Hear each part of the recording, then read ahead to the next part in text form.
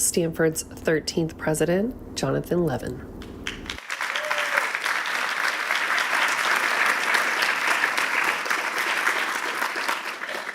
Good afternoon. Welcome to the Stanford Doerr School of Sustainability's Big Idea series. Welcome to everyone who is here in the amphitheater. Welcome to the audience that's watching via live stream. Delighted that you all could join us for today's conversation, Yancey Hai and Amory Lovins. I think this is going to be a really fascinating look at the ways in which sustainability strategies can drive both economic profit and purpose. We're going to hear about Yancey's leadership at Delta Electronics, Amory's at the Rocky Mountain Institute, both independently and together, as we will hear about. We're going to hear how sustainability can be an enabler as opposed to a constraint, and in fact a driver of competitive advantage. And it makes a lot of sense that we're having this conversation here at Stanford because the Precourt Institute for Energy has been such a global leader at the intersection of technology and policy and market design. Before I was in this role, when I was the dean at the Stanford Graduate School of Business, I had the incredible pleasure not only of helping to participate in the creation of the Doerr School, but in working with Precourt on a whole set of initiatives and programs like the Stanford Ecopreneurship Program, which was really going to be quite in line with the discussion we're going to have today to think about ways in which innovation can be used to drive sustainability. And today we have the director of Precourt, Will Chueh, who's going to lead the conversation. And so please join me in welcoming Will to the stage.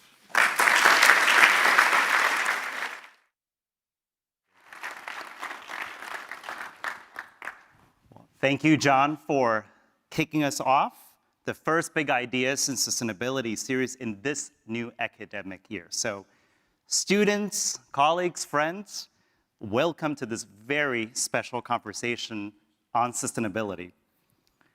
So I want to frame the discussion a little bit before giving you the full introduction of our special guest today. Energy and sustainability requires what I call an and approach, not an or approach, an and approach. And perhaps the biggest challenge is the following: economic growth for everyone and climate and environmental sustainability for the planet. Today's conversation with Amory and Yancey is about levers and about journeys. We're going to talk about the levers that we use to tackle this and challenge, and we're going to talk about the journeys to go from these big ideas and big concepts to action. And we're going to focus today on an enormously powerful lever that is perhaps underappreciated, and that is energy efficiency. If we think about the world of energy and sustainability, we often talk about it in terms of the gap between theory and practice, and between the visionary who asked the what-if questions and then the pragmatic how-to question. There is a big gap. And today we're joined by two practitioners who have spent decades bringing that gap together, creating, I think, one of the world's most compelling business stories of our times. On behalf of Stanford University, I'm honored to have this conversation with two energy and sustainability luminaries and practitioners, Amory Lovins and Yancey Hai. Let me first introduce Amory. Amory Lovins is the co-founder and former chairman emeritus of the Rocky Mountain Institute, and he's currently the senior Precourt Scholar of Integrative Design and Energy Efficiency here at Stanford. Let me take you back to 1976. Amory wrote in Foreign Affairs an article titled Energy strategy, the road not taken. This article is as relevant as it was 50 years ago, and it called into focus the importance of looking at energy demand in addition to energy supply as a pragmatic approach. 2 years later, in 1978, we welcomed Emory to the Stanford campus. This is where our journey between Stanford and Emory began. Since then, Emory has been a North Star in energy efficiency, and really a profound and yet simple idea that the most affordable and the cleanest unit of energy is one that we don't use. And this is going to be a big theme today. His tireless leadership and practice was recognized by many awards, including the MacArthur Genius Prize, among many other honors. Emory is not only a thought leader and a practitioner, but also a teacher. Today, here on the Stanford campus, Emory is teaching a number of important courses. For example, the extreme energy efficiency during the winter and spring quarters. We have also partnered with Emory to launch the integrated design for radical energy efficiency learning hub. And this is the tool for mobilizing the world on energy efficiency. Emory, we're very grateful for our half-century of friendship and partnership. Coming to today's conversation, one tremendous contribution that Emory has made is on energy and sustainability working with practitioners in corporations. Emory has provided blueprint for the future, not just for sustainability, but also a future that is more resilient and also more profitable as well. And next to Emory, we have a master builder who took these blueprints and constructed a global enterprise. As a fellow Taiwanese American, I am honored to introduce Yancey Hai. Yancey led Delta Electronics as the CEO and later as chairman from 2004 to 2024.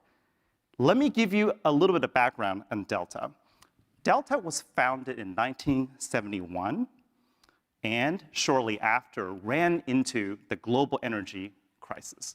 This is a very important timing that provides a backdrop to understand Delta's journey. To understand the significance of Yancey's work and also Delta's, let me tell you what the company does. Essentially, Delta is the world master of not wasting energy, specifically electricity. Delta's expertise is in power electronics, of how do you convert from various forms of electricity from one to another. If you just look back, remember how big our power supplies were for chargers? Those are linear transformers, and Delta is the leader in switching power supply, which took the efficiency of conversion from about 40% to close to 98 and even 99% that it is today. And this efficiency gain is realized across tens of billions of devices each year, and that's their contribution to the world. The Delta Technologies is, I would say, the invisible backbone. If you use an electric vehicle charger, if you use any sort of cloud service, if you have solar panels on your roof, if you are doing anything that involves energy conversion, you're likely using one of Delta's products. And they can be found in ultra-efficient converters, inverters, thermal management, and so forth, and it's the core in today's modern data centers. One thing to note is that Delta's pursuit of energy efficiency is not only realized in their products, but also in their manufacturing sites, their buildings, and also, as we'll learn about in the conversation, in their organization structure. And finally, and most importantly, the proof is in the pudding. Yancey championed sustainability principle not as a cost, but as a competitive advantage. So let me just talk about the results. Delta now is consistently ranked high on the Dow Jones Sustainability Index. And as Yancey will show you in a moment, their energy the energy intensity of their operations and of the products went down as their revenue skyrocketed. Today, Delta Electronics has a market cap of close to $100 billion under Yancey's leadership. So I think this is the proof, as shown in the title here.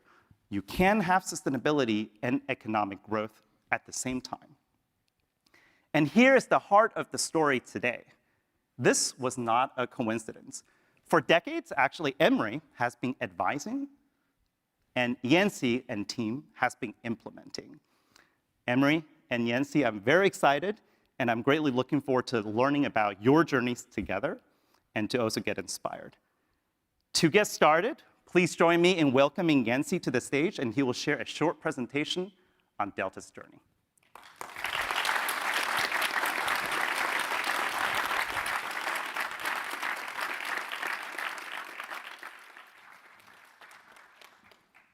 Thank you.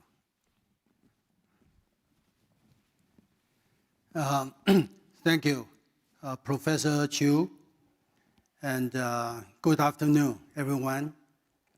Actually, when Will and Adrian, they asked me, say whether you want to come to Stanford to participate in this energy efficiency forum, my first reaction was no, because I'm not a good public speaker, as you can see right now.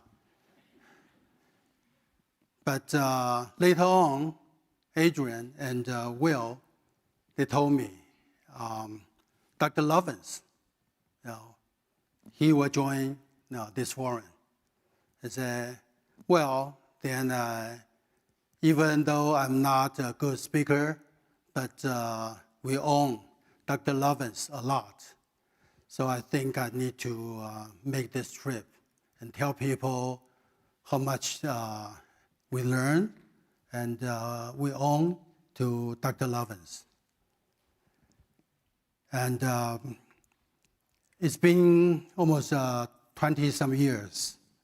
Later on, I have a more detailed story. But in this almost 20 years' time, actually, by following Dr. Lovins' principles, actually, we have made some progress. So first, let me spend maybe 10, 15 minutes to tell you what Delta is and what Delta does. Now, as Will said, the company was founded in 1971 by this gentleman, Mr. Bruce Chen. Actually, he's the founder and also the champion of Delta's environmental friendly business. As Will said, the company was founded in 1971, but in 1973, he experienced the first oil shock. And then he thought, even now we have a lot of oil, but someday it's going to be gone. Okay, we have a lot of coal, a lot of copper, but someday all the natural resources will be gone. So at that time, he starts thinking, how to do a better business without, using a lot of natural resources. Of course, later on, his first business was in the black and white TV.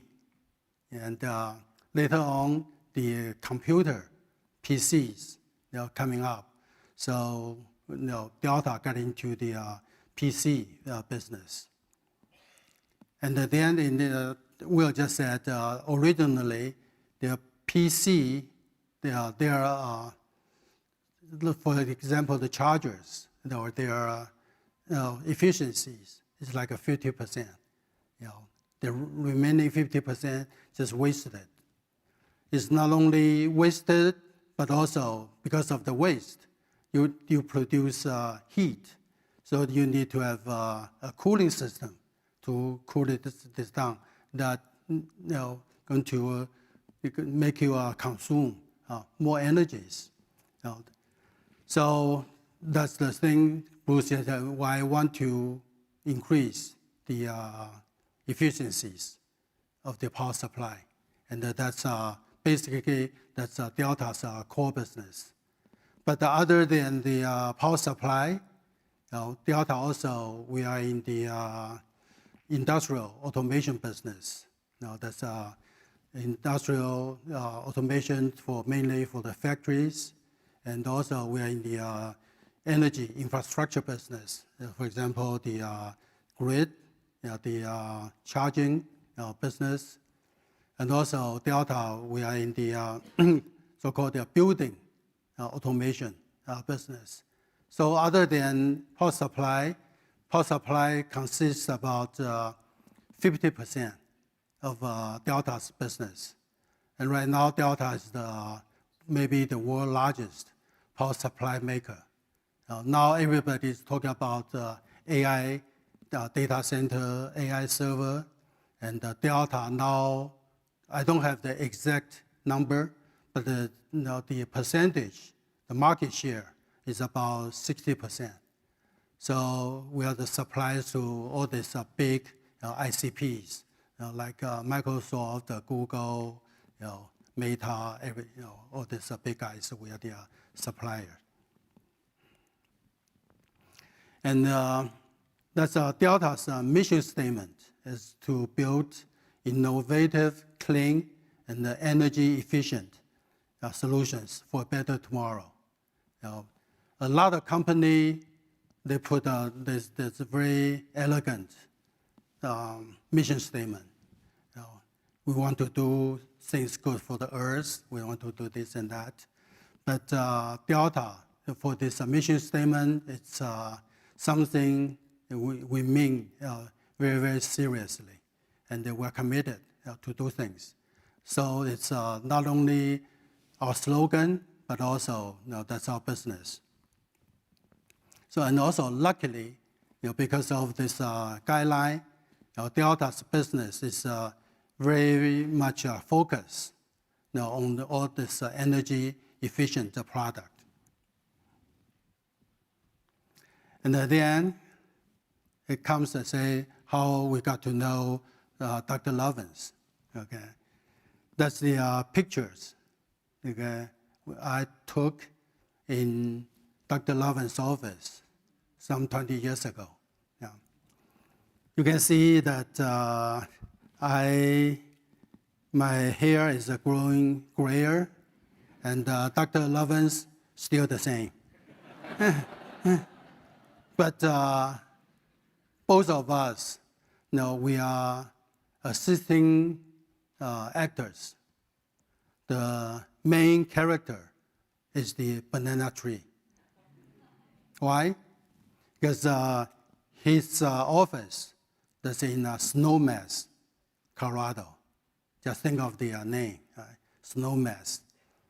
And in Snowmass, his office does not have a heater or any kind of HVAC.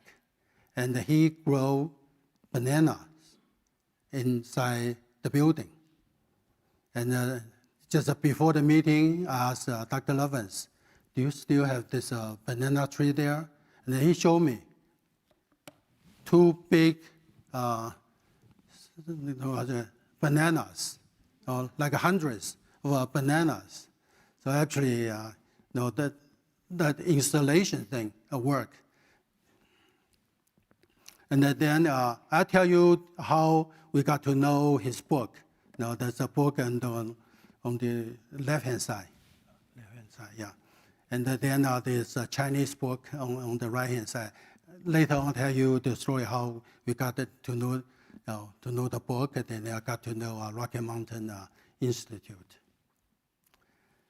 Okay, I read the book about 20 years ago, so I forgot about most of the things. So I asked ChatGPT to do a summary. And before this meeting, I showed to Dr. Lovins. He said, basically, it's right. And you can see that the major takeaway, okay, a takeaway from this book is that when you talk about the sustainability business, green business, everybody thought it's a money wasting business. So if you say your company is green, your company is sustainable, means your company probably is not making money or even losing money. But the book gives us the idea. You can be both sustainable and also profitable. Actually, Will just said, actually, Delta's now today, our revenues increased more than 10 times after I joined Delta.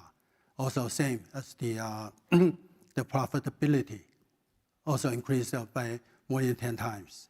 Yeah, but also we're using less energy and emit less CO2s. And that's the evolution of our power supply. You can see from the bottom, it's like 40, 50%. And now it's 97%. And I just talked to our power people, said next year it's going to be 98%. But the problem is it's already 98%. A lot of things power electronics can do, we already did. So the room for improvement actually is not that much. But there's still another area. Okay, let me talk to this page first. So for the, because of the efficiencies of the power supply, actually from 2010 to 2024, because of our products efficiencies, we have saved 52 billion kilowatt hours of electricity for the world. If we convert that into CO2, it's 27 million tons. Now, that's quite a bit. And here, that's the thing. If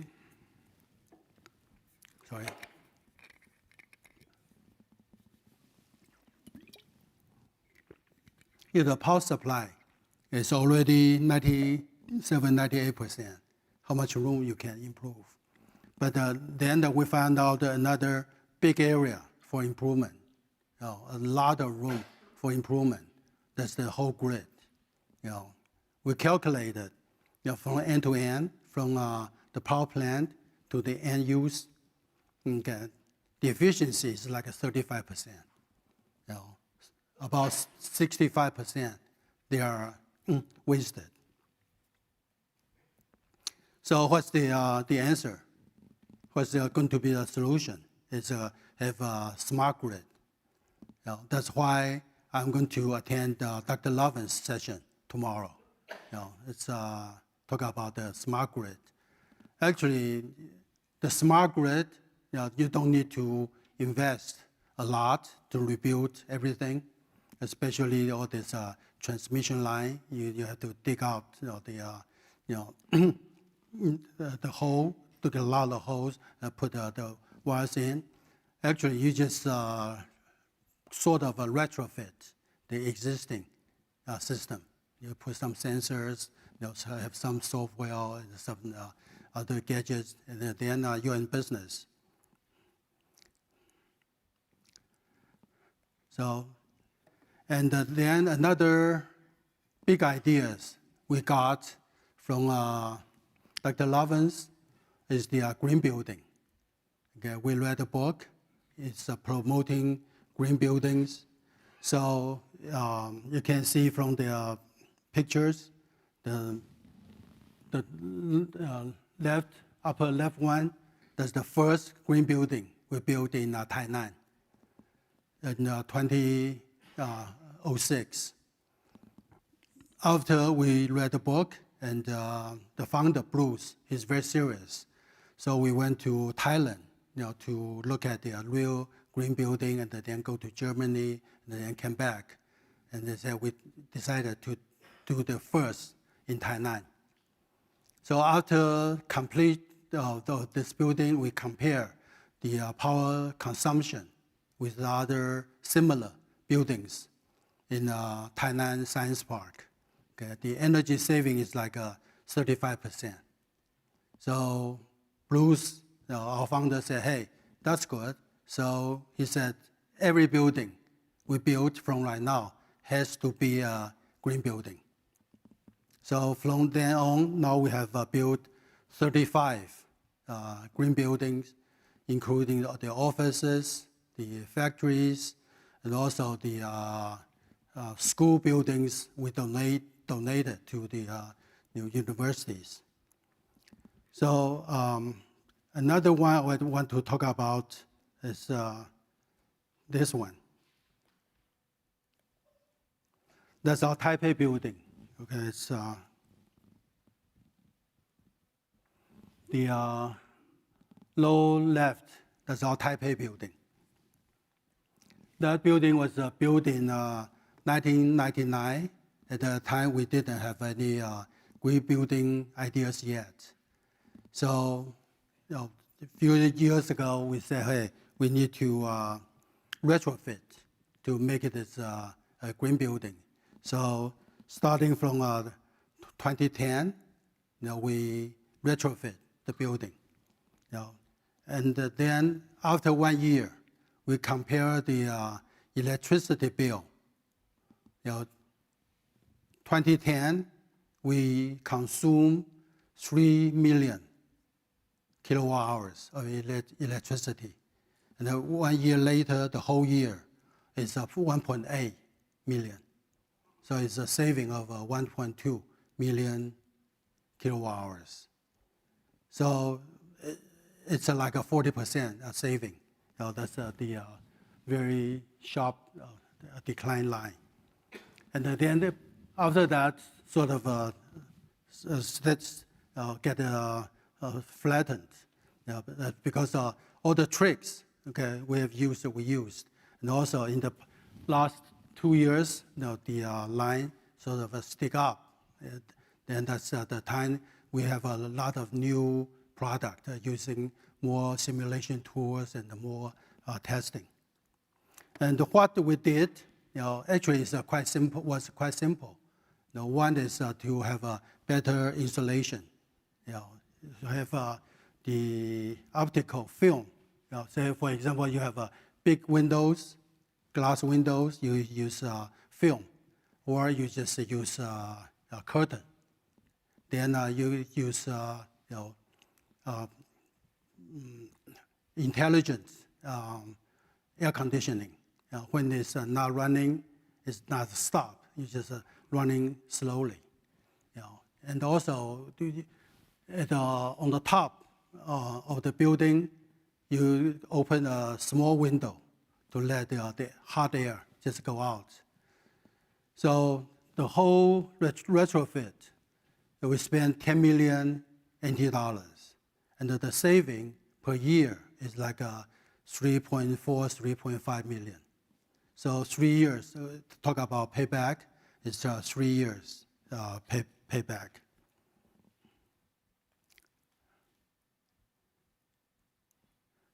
Okay, here's another graph showing the reduction of the energy intensity.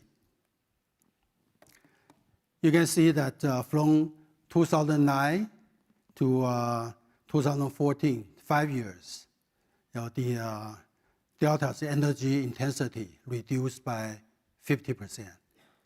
What is energy intensity? That's how much electricity you use per 1 million production.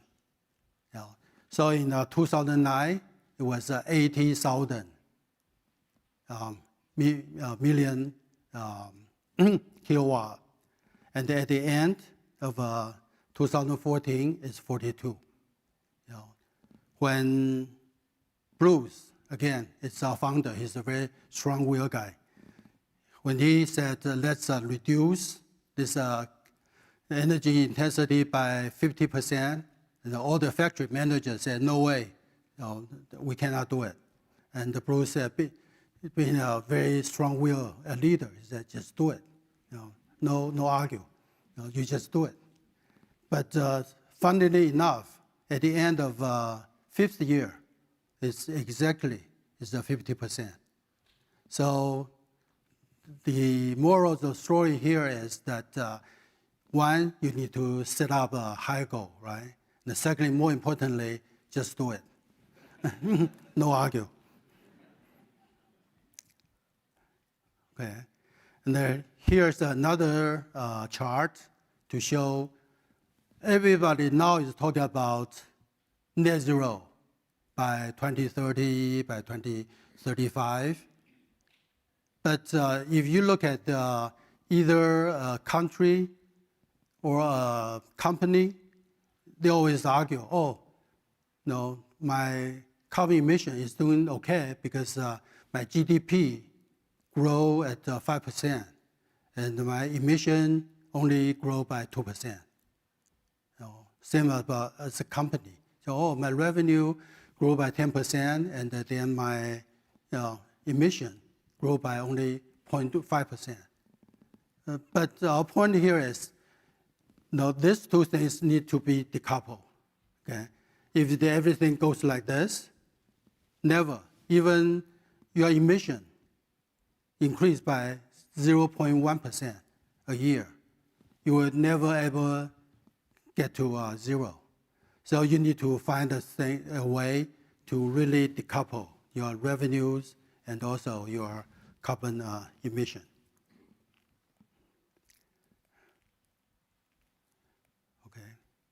Okay, this is the last page. That's the our green building in Fremont. And you are all welcome to visit this building. It's going to be hosted by Austin. Yeah. He's our US general manager.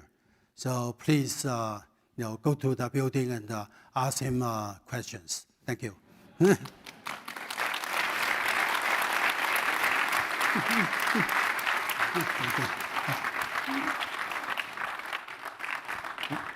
Hey, Yancey. That's mine. Wonderful, please.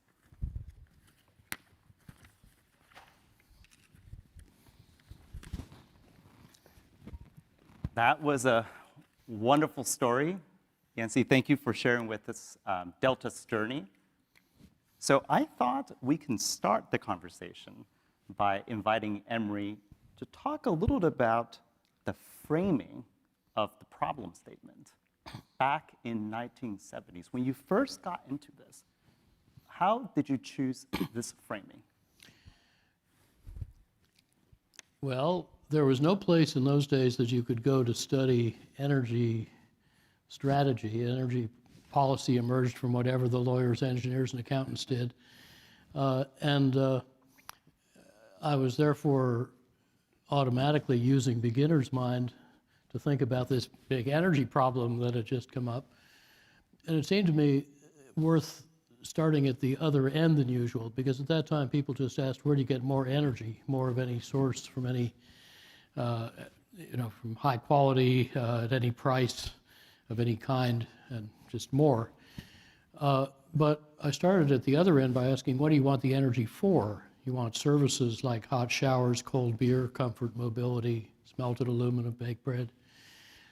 And for each of those end-use tasks, which people hadn't really looked at before, how much energy of what quality, from what source, of what scale will do the job in the cheapest way. So that came to be called the end-use least cost approach. It turned out to give much better foresight, and most people now use it. So now you've been doing this for 50 years. Yeah. Help us understand, characterize for us, where are we today in energy efficiency? Well, the U.S. last year used 65% less total energy per dollar of real GDP than it did in 1975. That just scratches the surface, though, in how much efficiency is available and worth buying. We can double or triple efficiency, that is, save half to two-thirds of what's left, kind of automatically as we shift over from fossil fuels to renewable primary electricity, mainly from sun and wind, because we'll eliminate those big power plant losses that Yancey showed on the chart, and a lot of other things in the system get more efficient. Well, that will save almost $5 trillion a year when we're done with it. That's about 5% worldwide of gross world product. But that's just the upstream savings. Then there's end-use efficiency, which is how much more work you wring out of each unit of delivered energy, like electricity or gasoline. And there it's generally assumed you could about double efficiency again, maybe triple.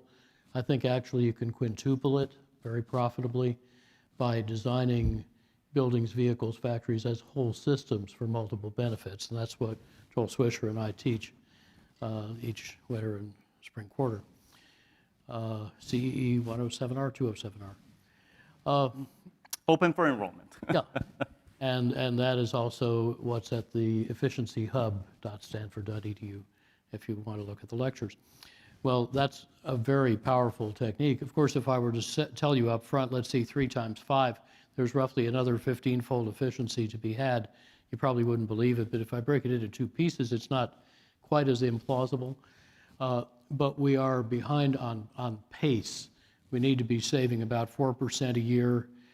It should be feasible. Big companies have saved, when they paid attention, 6 to 16% a year for many years. The world is now about 1.5% a year. It's fluctuating around 1 or 2.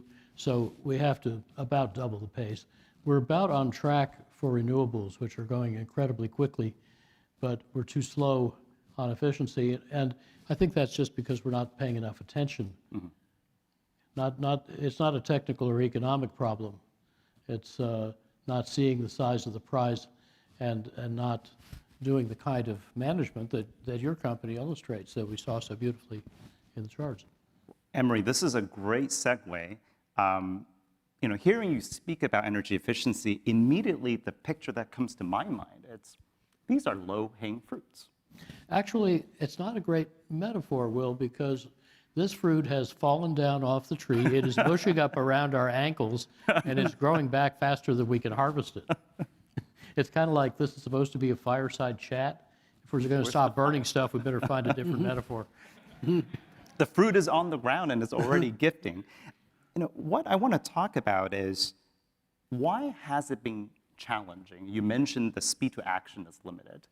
And I want to turn to Yancey. I think you presented this wonderful journey that Delta has undergone in order to get the right people on board. Right? Making these changes are hard. Delta is a large corporation. I think it's 80,000 employees.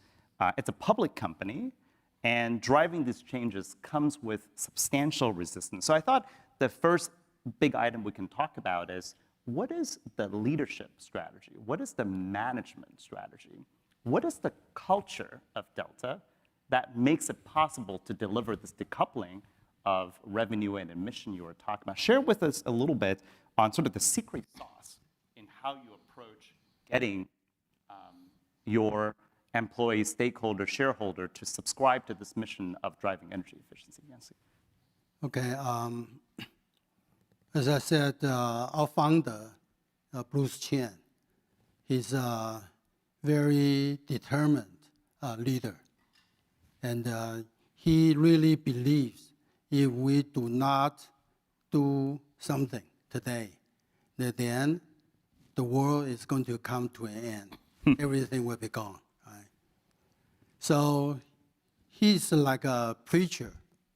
Okay? Every day, within the company, even outside the company, he's talking about energy saving.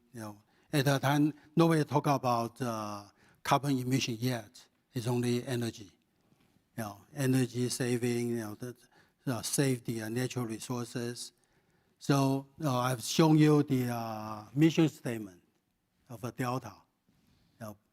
But that's in English.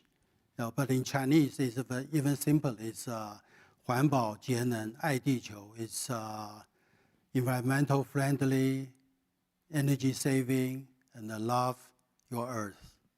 So the new recruit we have, into the company, everybody knew Delta is a company care about environment. So if he or she has a different idea, probably she or he will not join Delta.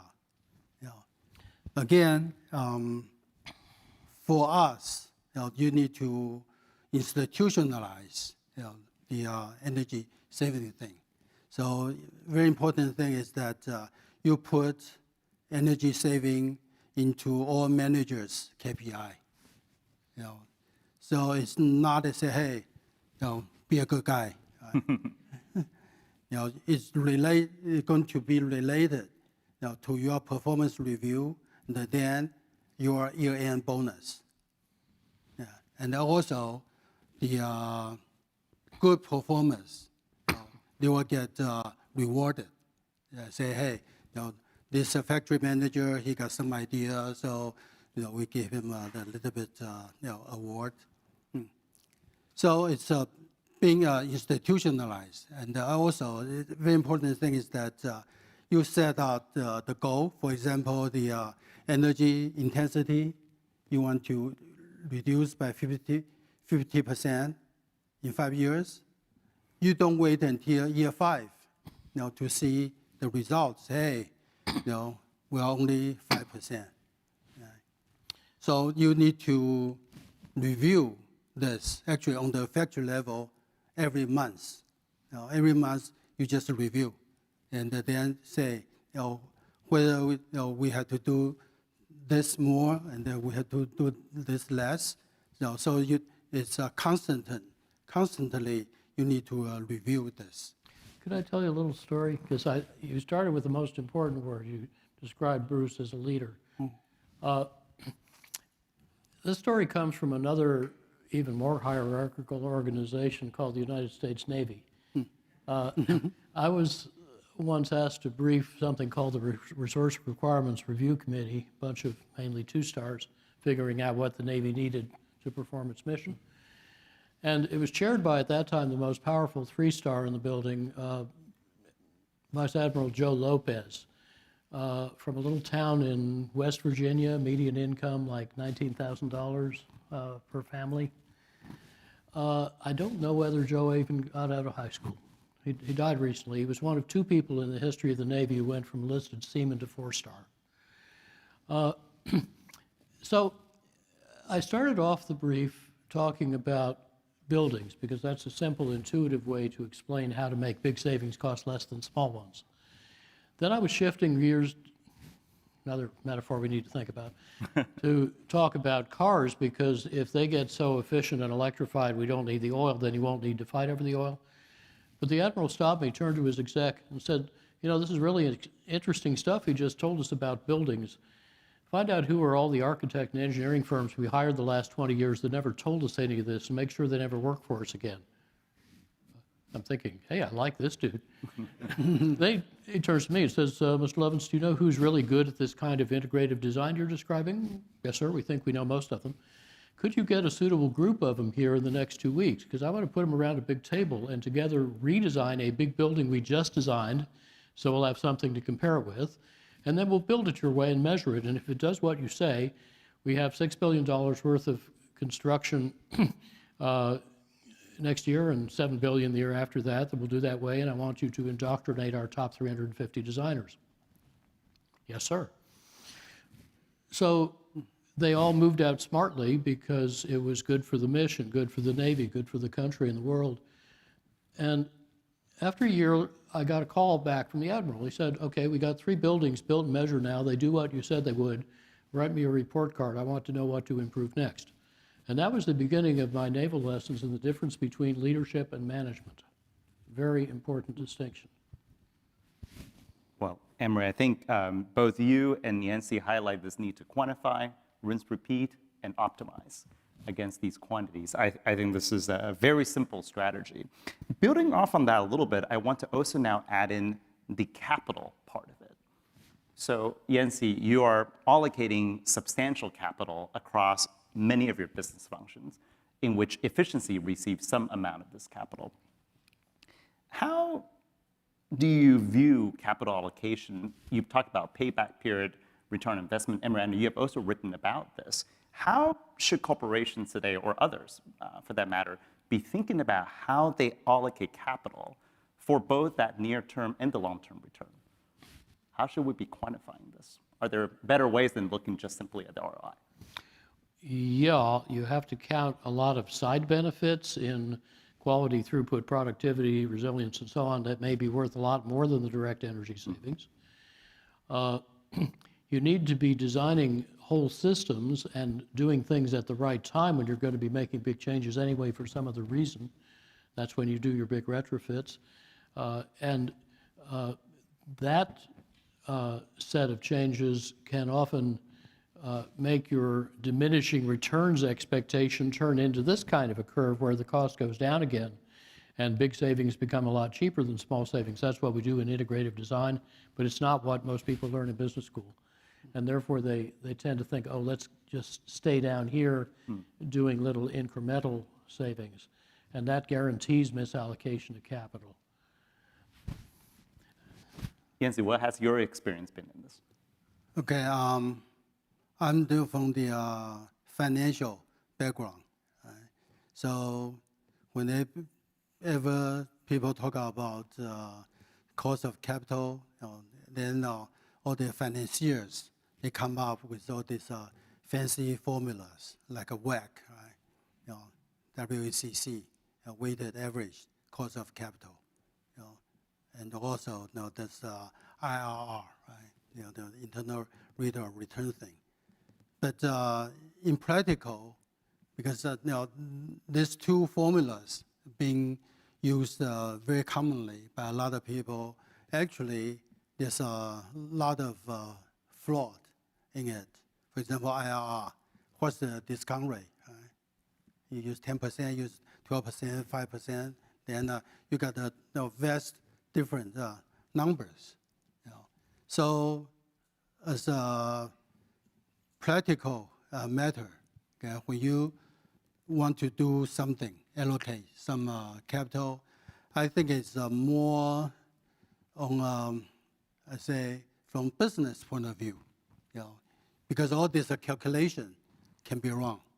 You don't know what's going to be happening tomorrow, next year, so forth. So in Delta, okay, when we want to make a big investment, for example, build a, say, new factory in India, okay, or to buy a new company in Slovakia, it's we have a very lengthy internal discussion. Sometimes we hire outside advisors. So it's more business, because in India, God knows what's going to happen next year to India, right? But then you wait, or your alternatives. It's better to have a factory in India than in, say, Burma, right? Or in Malaysia. Then you have only so many choices. So I think you need to have a very strong management team, and then you need to discuss among yourselves. I think your company's also pretty good at not falling into the common trap of telling the shop floor engineers to do a 2-year payback horizon or something like that, because that's a lot more stringent than your cost of capital would dictate. Yeah. So stick to discounted cash flow metrics, or at least translate correctly between them. But you do something extremely important to help you allocate capital right.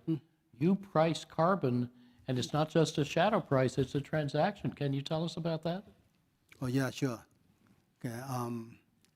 Internally, Delta is, we call the ICP, internal carbon pricing. Now it's $300 per ton.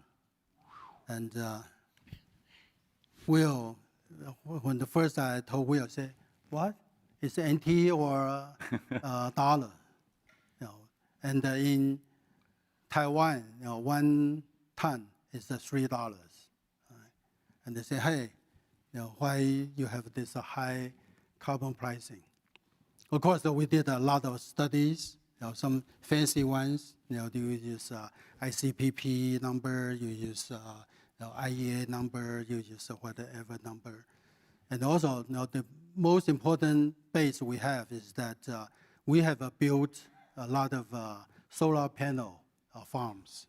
And then we use that, say, how many panels we put, say, in Fremont, and then we can reduce how many tons of CO2.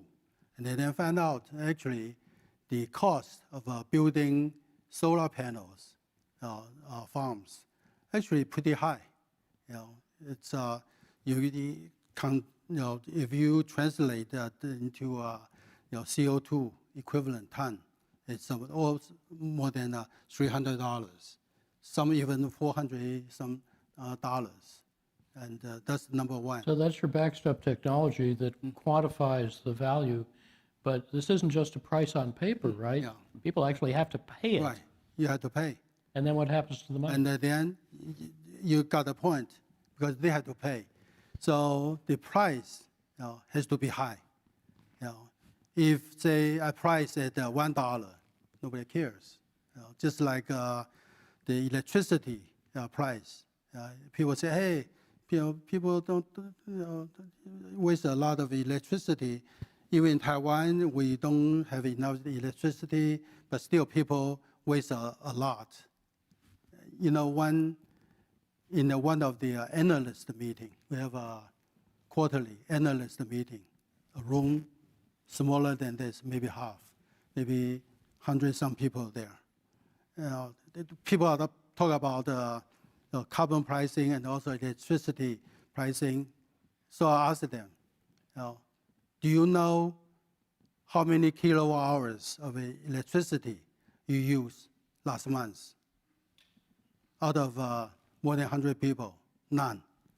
Nobody knows how much they pay. And actually, I told them, even you don't know, the question was wrong. Because in Taiwan, the power company, they bill you every 2 months. And because every month, most of people, they have their accounts linked to their bank account, automatic deduct. And it's one number every, so they don't even you don't know. know what it's for. So I said, okay, if you want to people feel the pain, right? So you need to have a high price. And then we collect the money. Last year, we collect about maybe $150 million. And then it's the real money, okay? We charge the business groups and factories. But the money, the poor money is there. And so if you want to reduce your business group's carbon footprint, then you do project. Then you can apply. And there's a committee will review the the project. And then we allocate the money. Actually, we've been doing this for 4 years, 3-4 years. And then we have seen some dramatic reduction in certain business groups, like our passive group. They used to be the highest emitter, and now reduced by almost half. So if I understand this right, you charge $300 a ton for emissions, you put it in an escrow account, and then people all over the company can compete for that money to invest in carbon-reducing projects. This sounds like what Jane Woodward calls crowdsourcing performance. If you put out capital and information and measurement so everybody can see opportunity, then you start harnessing the full range of talent and ambition in the company to solve a collective problem. Yeah. I think just to add another point to this, as I hear you describe it, Yancey, it's not a carrot or stick, it's carrot and stick. People have to pay, but if you have a good idea, you can also use the money. And it's a juicy carrot. As a juicy carrot. It's not just a stick painted orange. That's right. That's right. More metaphors. You more use this money to reduce your own carbon emission. So you can see that actually the internal carbon price, actually the amount we collect actually is decreasing year after year. And you're not just changing hardware and processes, you're developing a culture of measurement and curiosity, which is extremely important. I mean, when I'm working with companies to do the kind of thing you've done, we'll give a Goof of the Month prize for the person that learned the most surprising thing about how our plant's actually working.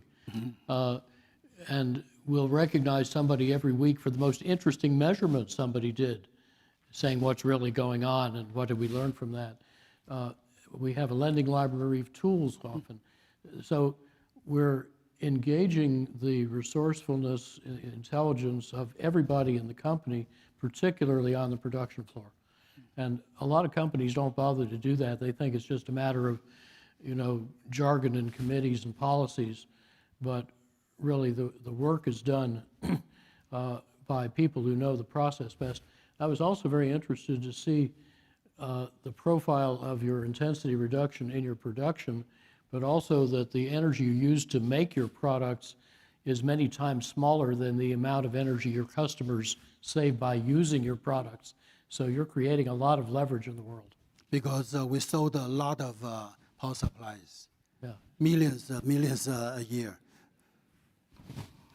This is a wonderful conversation. I want to now add another layer to it. So we've been talking about levers within corporations like Delta. We talked about quantification, competition, strong leadership to make things happen. Emory, if we now zoom out from corporate action, and if you can sort of have a magic wand and say that I can have other levers outside of corporate actions, what do you think are some of the important ones that we need to make better use of in order to accelerate energy efficiency? The biggest one I know is that's largely untapped and unperceived is in design. How do we choose, combine, sequence, and time technologies? It's not just about technologies. So we grow bananas in a house that's cheaper to build with no furnace in the Rockies because we designed out all the heating stuff, and that cut the capital cost more than we paid extra for the efficiency that got rid of the heating stuff. That's up front. Then, of course, we save operating cost that then pays for the whole building. So design is a big missing element. There are novel business models you can use that could have a huge effect. For example, leasing structural services instead of selling tons of cement.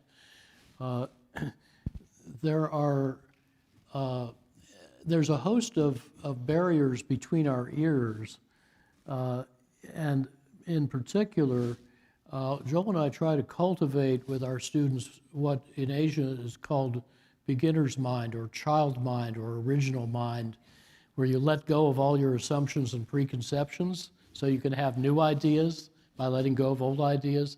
That's the hardest thing to do. It's the most important intellectual step you can take in any field. If you get good at it, it will really change how you do everything. But it's not something that our culture tends to teach or encourage or reward. And that's why we keep doing what's called infectious repetitis and teaching it. Let's do things the way we've always done it. So the cultural aspect, as you have demonstrated so well at Delta, is at least as important as policies, prices, and all the usual stuff people talk about. Well, this is wonderful, and this is actually a great segue. So, Emory, one of your main teachings here at Stanford and throughout the world is integrative design. And you just mentioned, that's approach things differently. So let me get a quick show of hands. How many of you are thinking about AI in one way or the other? Oh, wow, okay. Not surprising. And This is a design question. We're looking at a transformative solution. It is coupled between energy on one side and information on the other. Delta is a huge participant and supplier of technologies for data centers and AI. And absolutely, this is a terawatt-hour, gigaton CO2 type of problem and opportunity. And I'd love to get both you, Yancey, and Amory to comment on where are we today? We hear a lot of reports about demand skyrocketing for electricity, that we don't have enough electricity for AI. Amory, I know you've written on the subject. Give us a sense, both from the industry perspective and from the outside, what are some of the realism when it comes to AI? How should we be thinking about it? Critically and somewhat skeptically, I have a paper in May called Artificial Intelligence Meets Natural Stupidity, Managing the Risks, which you will find at ai-electricity.stanford.edu. And it unpacks a number of layers of uncertainty about how much electricity this enterprise is going to use. AI is really good for certain specialized tasks, which yield on the order of $50 billion a year global revenue. That's half to one order of magnitude less than you would need to pay for the $3 trillion worth of data centers now being built. So the revenue model doesn't add up. It's not clear that that revenue is ever going to approach what would be needed. In addition, a lot of speculators propose data centers in the hope of putting a deal together, and then they'll propose it to different utilities, which each counted in the resource plan. So there's a lot of multiple counting of the same projects, and then there probably isn't enough market space for all of them. So if they get built, will they thrive for long enough to pay off the power supply? And then there's efficiency. The combined hardware, software, and system architecture efficiencies have already given us 1 million times more AI service per kilowatt hour than we started with.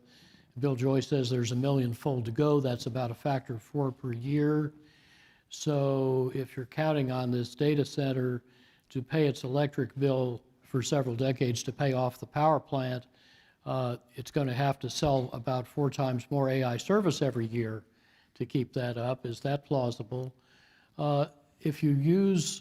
If you run a data center, or at least some of its important tasks, more flexibly, so a few tens of hours a year, you cut it back by half in a predictable way. So you cut out maybe 0.5% a year of its full-time, full-power input. It turns out that frees up enough utility assets to run all the proposed data center growth without building anything else.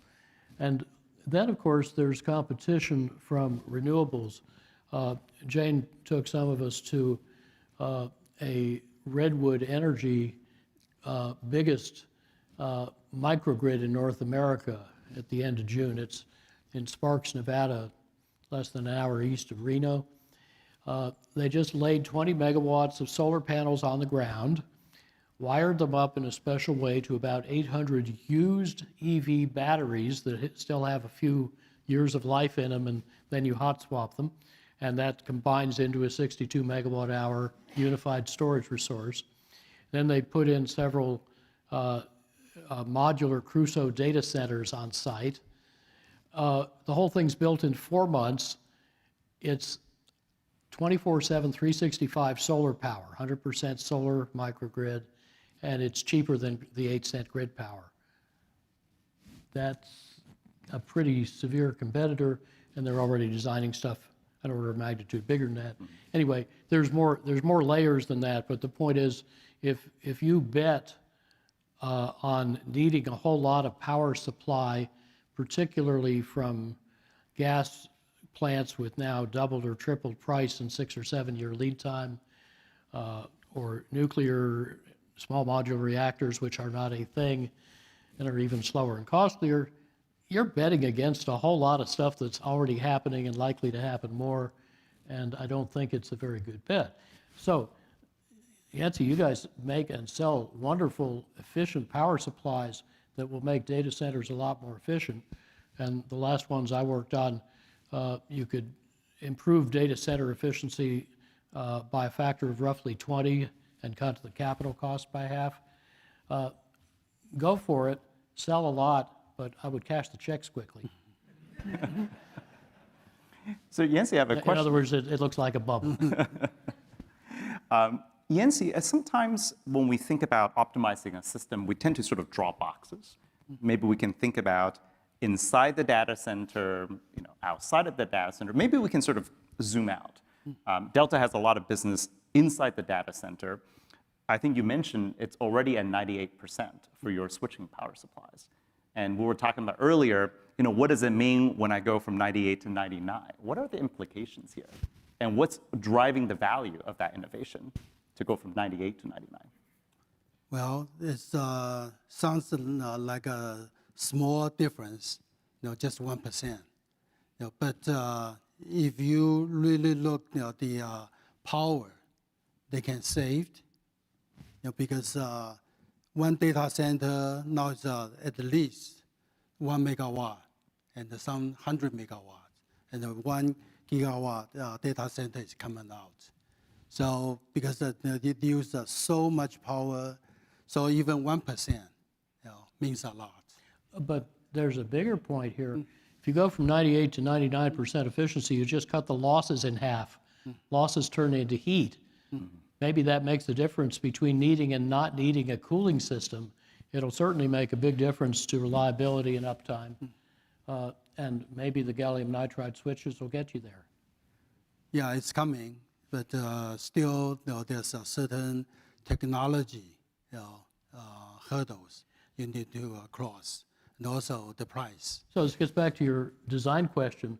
If you want to design a really efficient building, start off by saying, let's see if we can design it not to need heating or cooling. And then people will have to think about the whole building as a system and make it really efficient. So maybe you should start by asking, what would it take to make a power supply that doesn't need any cooling? Because that'd be a great outcome. Okay, in theory, if it's 100%, right, then No. there's no heat dissipated. Oh, yeah. Yeah. Well, But actually, I have another view. Of course, from Delta's point of view, we like the AI boom. Right? They are building, millions of servers. Right? So we are selling millions of power supplies. Actually, Delta, we are selling the power supply by the watt. An ordinary server in the past is 300 watts. Now it's 1,200 watts. And pretty soon, 2,000 watts will coming, maybe next year.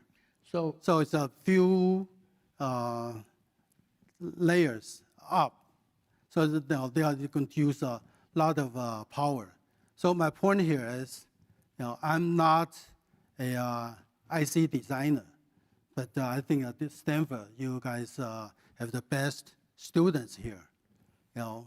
My challenge to you is that to instead of for us making 100% efficient power supply, how about to make a 20-watt IC chip? how about not need the power supply because you did the on-site solar microgrid and it feeds directly into your electronics without needing the power supply? Sorry about that, but a negative power supply may be a better solution. Yeah, I think that's one of the major points in your book.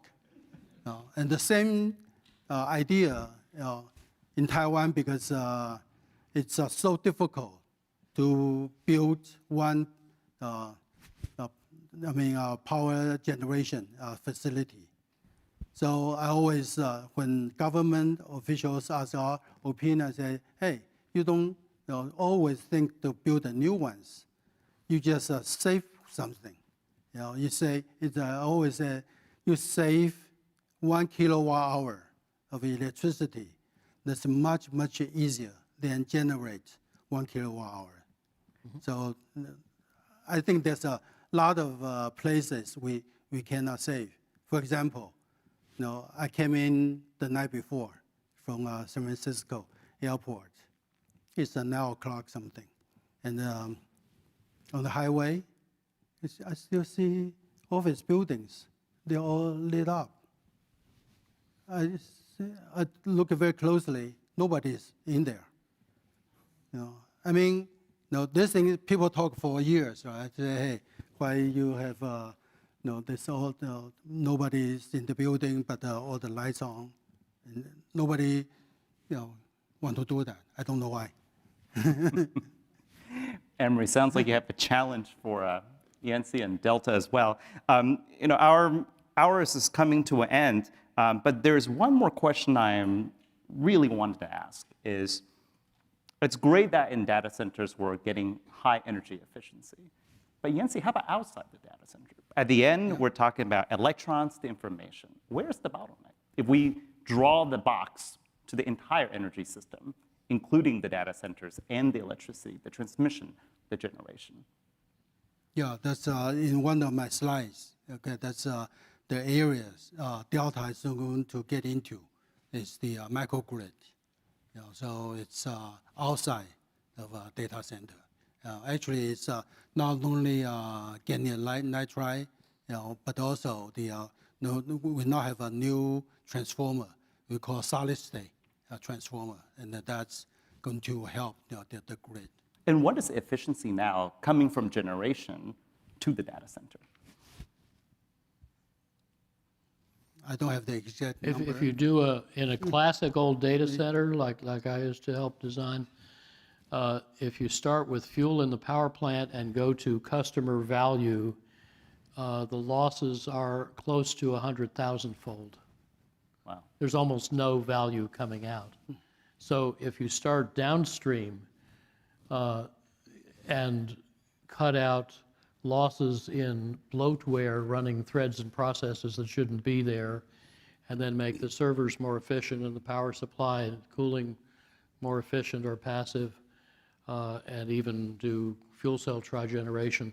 By the time you get back to the initial fuel, you're saving 1 or 2 or possibly 3 orders of magnitude on the energy, depending on how good you get at the software and system architecture. Sounds like we need to be And it's cheaper. Implementing integrative design Yep. from the generation through the grid to data center to The whole the whole system. thing. Yeah. Well, in a moment, we'll be joined by Professor Arun Majumdar, Dean of the Doerr School of Sustainability, to share some closing thoughts. But before we do that, I do have a question for the both of you. Yancey, you already presented a challenge to students and others at Stanford. Thank you. I wonder if the both of you might also share a challenge that you have encountered in the past 5 decades of running businesses and practicing and influencing the world on energy efficiency. What is a big challenge that you have overcome that you would like to share with our students as they navigate their challenges going forward? Yancey. Okay, in my career, okay, I think one of the most critical moments I faced was that I switched my career from banking to electronic company. And that year I was 50 years old, about to retire. Right? So I made a decision and joined the company. I was doing okay, and then another challenge came. A few years later, our founder, Bruce Chen, he wanted me to take the responsibility as the CEO. I said, hey, I don't know nothing about. I can't even tell what's the AC, what's DC, right? And he wanted me to be the CEO of the company. I said, I can't do that. So he kept on pushing me, and then one day he threw me a book, and it's written by Lou Gerstner, the ex-IBM CEO. And I don't know where he got this book, he just wrote to me and said, hey, if Lou Gerstner can do it, you can do it. I said, I'm not Lou Gerstner, because Lou Gerstner, he's from McKinsey, right? And he's not from, I think he's from Harvard, not from Stanford. But I read the book, and I said, hey, I don't have a choice, because he's pushing me for like 2 years already. I said, okay, might as well take the responsibility. But I think the main thing is that you really need to have a very good team work with you, to do things. Because you alone, even you are a superstar, you cannot accomplish so much. So really, my appreciation to my colleagues in Delta. And also, just do it. Just do it. Amory, your thoughts? It took me longer than it should have to understand that when talking to people of diverse views about stuff we should be doing together or separately, I need to focus on outcomes, not motives. There's a great temptation, if you're passionate about climate or whatever, my first professional paper on that was in 1968, to feel this sort of compulsion to inflict your climate truth on people. Big mistake, and it loses half your audience immediately in this country. But if you talk about what, or ask about and listen about what they care about, which might be jobs, profits, competitive advantage, national security, community choice, whatever, you can get to exactly the same result without ever mentioning climate. So whatever change we are each trying to make in the world, I would listen a lot to what other people are interested in and talk about that and see what agreement you can discover for their reasons, which are just as good as your reasons. Don't argue about the reasons. Yancey and Amory, this has been a masterclass session, dare I say, in vision, leadership, execution. Thank you for sharing your insights. We set out to discuss how we can deliver economic growth and environmental sustainability. There's a long way to go, but we're so thrilled that the both of you can share your practitioner's view on this. On behalf of Stanford, thank you so much, and now let's welcome Arun to the stage.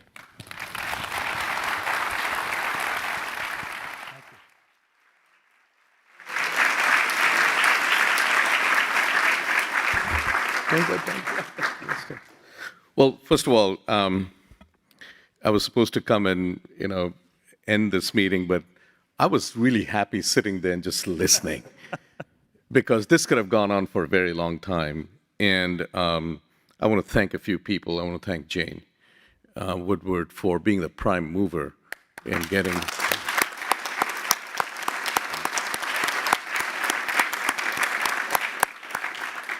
I want to thank Will for your leadership of Precourt Institute and bringing all of this together.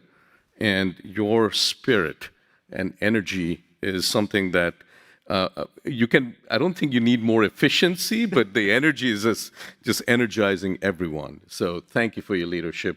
And I want to thank the staff of the Precourt Institute and the Doerr School of Sustainability, because without their help, they're behind the scenes. Without their help, we would not be having this gathering and this dialogue out here. Let's thank the staff for their efforts. So just a little bit about this series. When we launched the School of Sustainability, the Doerr School of Sustainability, we felt that, we are a group of faculty, students, staff. There's a lot for us to learn.